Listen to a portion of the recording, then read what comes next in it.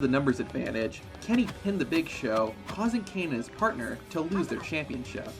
Up to this point, nothing had been out of the ordinary in terms of wrestling storylines, but next week is when things got weird. 1 week after losing their tag team titles, Kane and Big Show got their championship rematch. Before heading to the ring, Kane was seen stumbling around backstage as he heard his own voice referencing the date, May 19th. You can't. May 19th, they're all going to know. Big Show walked in to snap Kane out of it, and the two went to compete in their rematch. Unfortunately, Kane lost it, and ultimately got himself disqualified. Big Show tried to calm down Kane, but the Big Red Machine responded by choke-slamming his tag team partner. This was the beginning of Kane's rampage on the WWE roster. The Devil's Favorite Demon would go ballistic on anyone he could get his hands on, usually when they mentioned the date, May 19th. At Backlash, the former tag team champions faced off. During the match, the arena suddenly turned red, and Kane began hearing his own voice again.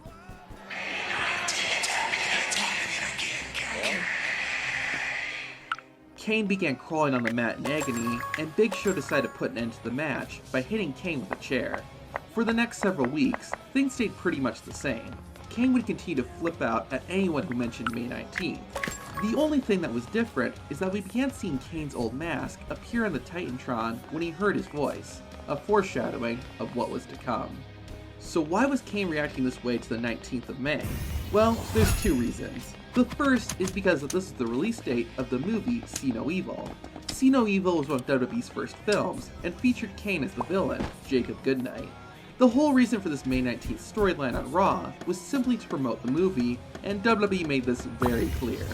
He's going to be starring in a major motion picture that premieres on May 19th.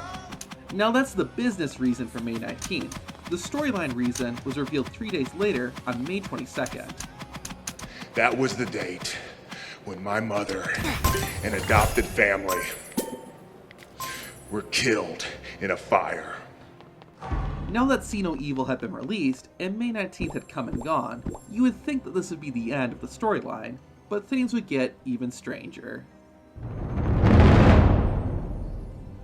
During a match on Raw, Kane was facing off against the Intercontinental Champion, Shelton Benjamin. Without warning, the lights went red and Kane began hearing his voice, as he had many times already.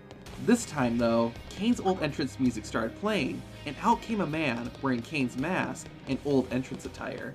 The real Kane was in complete shock, allowing the imposter to attack. For the next few weeks, the masked Kane would stalk the original. The two came to blows, and the imposter always managed to overpower the real Kane, adding an interesting wrinkle to the storyline. While never stated or explained, it was implied that this imposter was the one responsible for the voices Kane was hearing. Either way, the two Kanes finally went one-on-one at Vengeance. The match was competitive, but the biggest shocker was that the fake Kane won. The imposter didn't cheat to win either, making this victory even more surprising. Despite this upset, the masked Kane would soon disappear from WWE. The night after Vengeance, the real Kane had a match with Randy Orton. Like we had seen previously, the fake Kane interfered and cost the real Big Red Machine the match. The two Kanes fought afterwards, but this time the real Kane proved to be more dominant. The original Kane took his frustrations out on his imposter and beat him all over the arena. The two ended up backstage, where the real Kane unmasked the imposter and threw him out the door, never to be seen again. So that was the storyline. We never found out who the imposter was, what his connection to Kane was, or why he came to WWE. I know a lot of people trash on this storyline, and I can understand why, and agree to a certain extent. The May 19th portion was solely there to promote a movie and not to tell an interesting story. What made it even worse was how obvious WWE was being about it. However, I actually like the Imposter Kane storyline. I wish more would have been explained, but I found it interesting and engaging to watch. There's two things though that killed Imposter Kane. The first was his hair.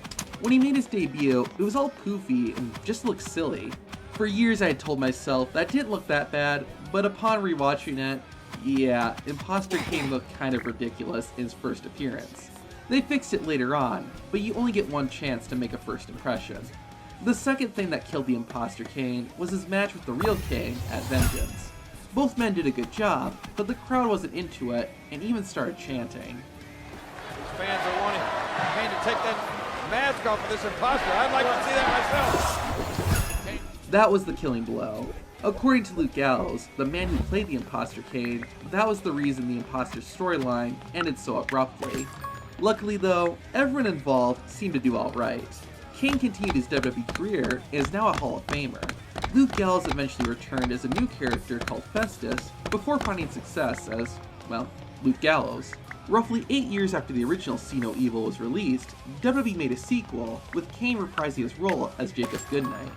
There was no storyline tie-in on Raw or SmackDown for the second See No Evil film, and WWE in general has rarely referenced May 19th or the imposter Kane since the storyline played out in 2006. While WWE may have forgotten, wrestling fans like you and me will always remember the date. May 19th!